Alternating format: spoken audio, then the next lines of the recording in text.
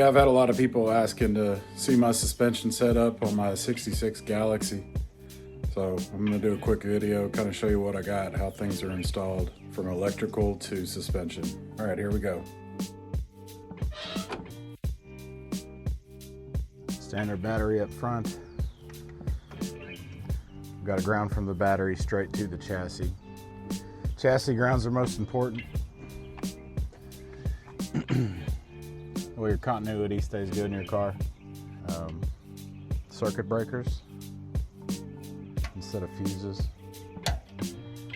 I think there's an advantage to these over fuses. They're easy to diagnose when they get tripped, and they're easy to reset. Disconnected, connected.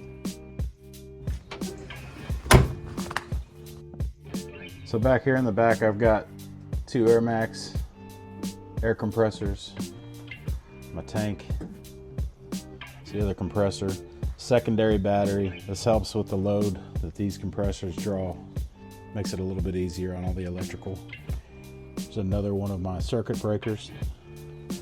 I do have fuses that go from my relay to a fuse to my compressor. And here's my pressure switch. I run a single relay to run both of my compressors. Good idea to have an extra. And then I have an Air Max air management control manifold. So I built a pod system for my trunk. Basically because my compressors weren't bolted directly to the car. They vibrated so much they wouldn't keep themselves planted. They also rattled other things throughout the car. It drove me insane. So I built this false floor to hide wires. I think it looks cleaner. I added these chassis grounds. This ground goes directly to my negative terminal of my back battery. That way I'm able to directly ground my compressors to my frame. In the rear, I've got a trailing arm set up on this Galaxie, so it's probably one of the easiest cars ever to bag. See how this is just welded in to this perch here. This is where the coil spring would have been attached. And then it's just bolted. The bag's bolted to it through the bottom side. And that's pretty much the back. Now, these are all my air lines that run from my trunk, from my manifold to the front. Control switches and my gauges in the front. And this is like the front driver's side corner supply line. This is my electrical. I know it's kind of jank. I am going to wrap it, but for right now, it's okay. This is my electrical feed. Bridges my front battery and back battery.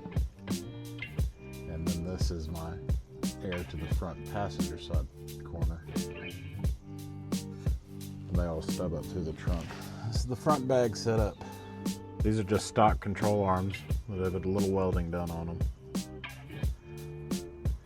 This plate, there was a plate welded in here so this bag can bolt to it. As you can see, this bag is just bolted to the A-arm on the bottom side, and then it's bolted into the top. I mean, it's pretty basic. So you don't really need a kit. You just need a welder. These pockets didn't need to even be clearanced much at all to fit these bags. And that's kind of the goal.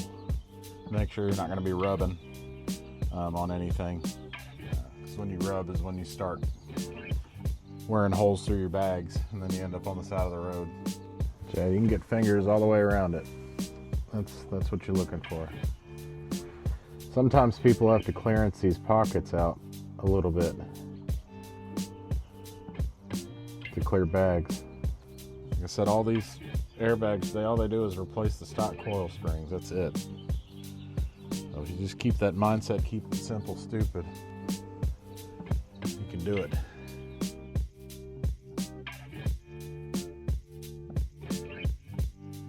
Inside my car, I have two analog gauges with dual needles.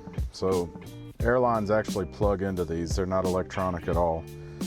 I can control all four corners: left front, left rear, right rear. On mine, the green needles signify front bag, red needle signifies back bag.